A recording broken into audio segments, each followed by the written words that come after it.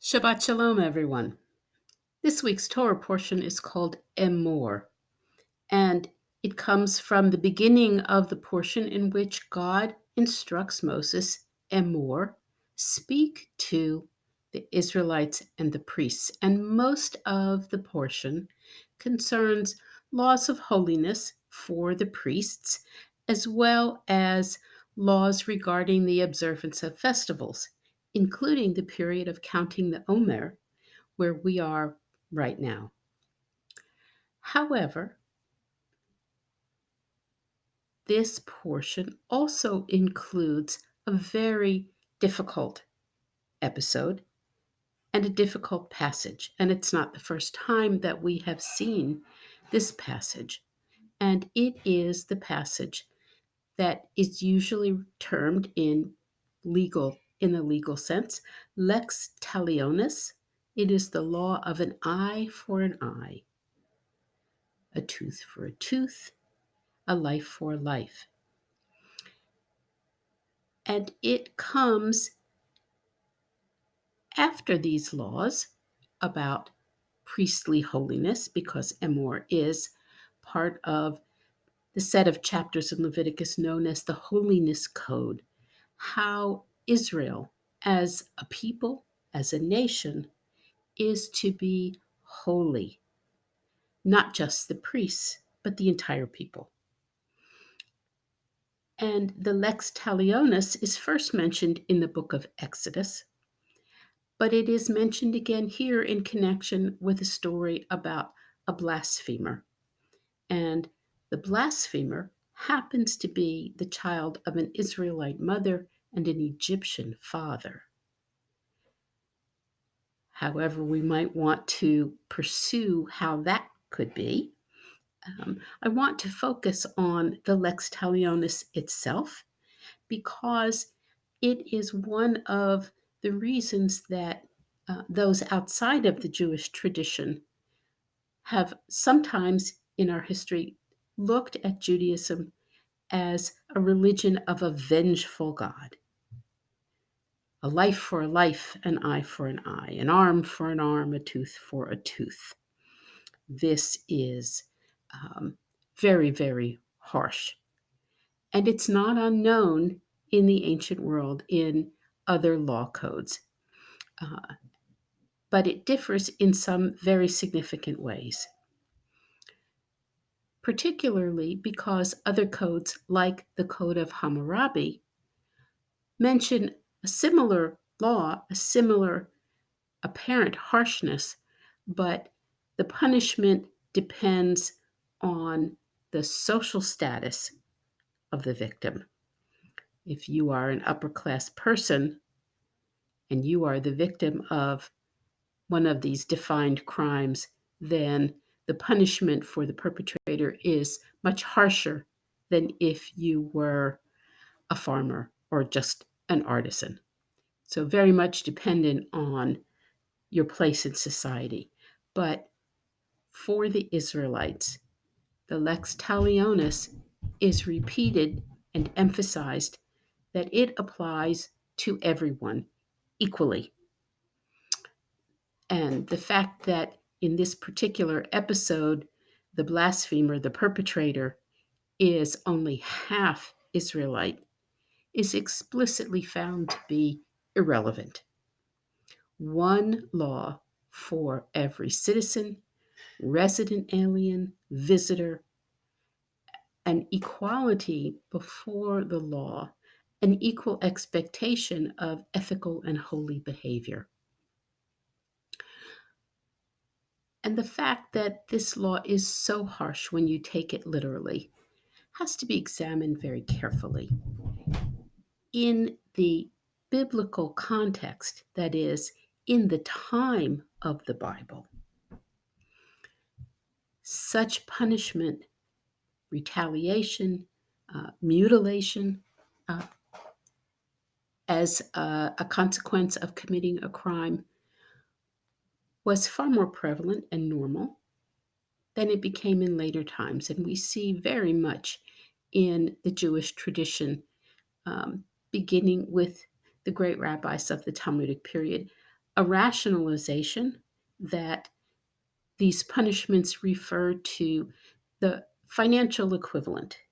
In other words, if you put out someone's eye and he is disabled and unable to earn a living as he had been doing, then you must pay him in restitution the financial value of his loss of income. So the switch is made. The equivalence is a restitution oriented punishment. And this is quite an advance. It's not unknown in the ancient world, but the insistence on the rabbis of not employing the physical punishment, the mutilation, and turning it into financial compensation is very significant. We judge loss according to what is lost. So it sets a very, very important precedent. It also sets a precedent for the rabbinic position that not only did God give the written Torah to Moses on Mount Sinai, but also gave him the oral law, the interpretation, the implementation of these laws in real life.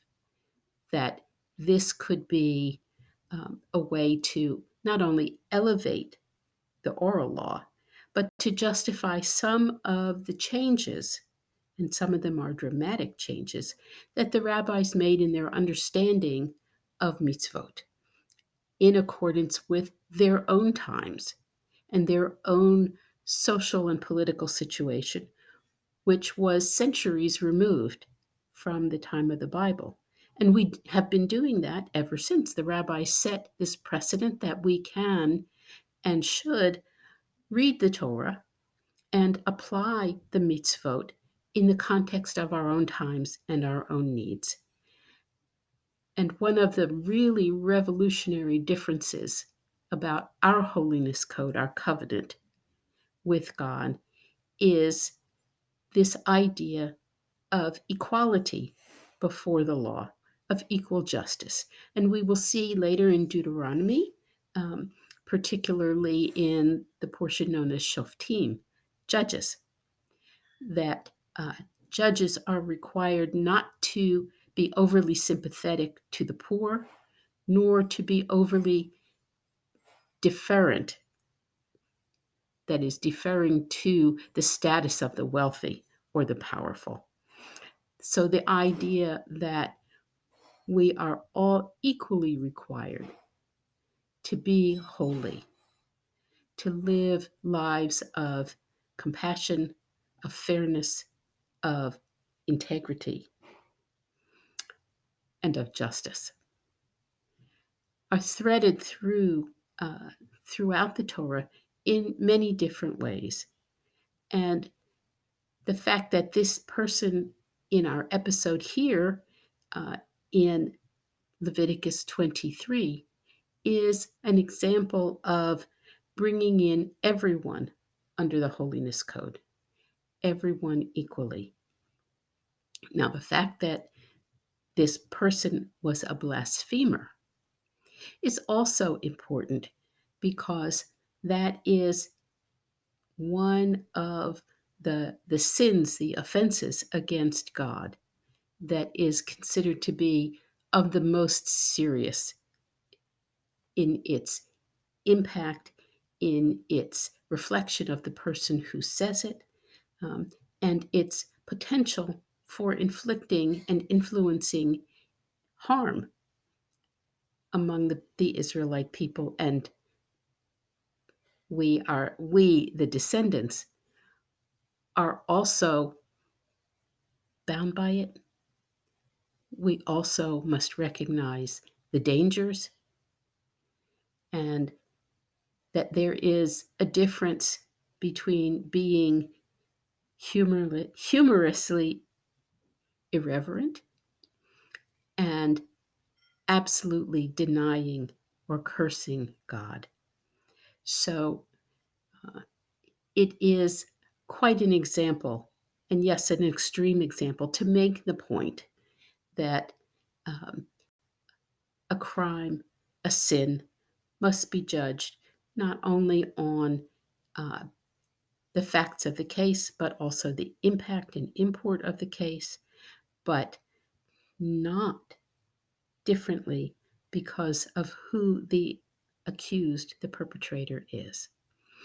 This is an element of justice, of pursuing justice, of bringing to the foreground of who we are as a people that holiness applies to every Israelite, and by extension, every Jew, and everyone who lives among us. And so it is a very high standard.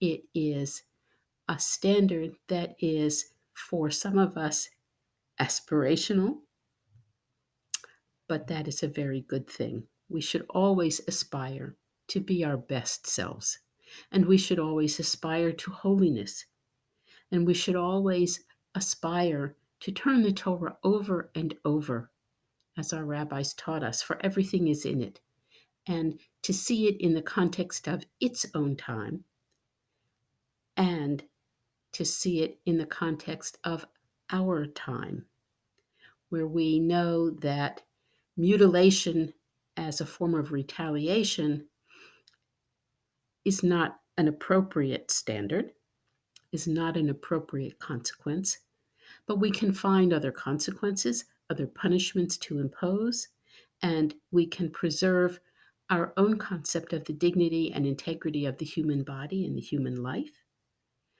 but we can do it equally, equally to all. And also to have equal expectations that all of us can aspire to and even attain holiness in our own lives. So even though this is a very harsh example, sometimes that helps to clarify the issue, to make the point. And particularly in our own day, when we see so much inequality in our world, it reminds us that we are all created equally precious in the image of God, and that we should aspire to bring that image, that reflection of the holy, to the forefront of our lives, our thoughts, our actions, our choices. May we make holy choices. May we treat each other with equal dignity and expectation. And may we always be students of Torah. Shabbat Shalom.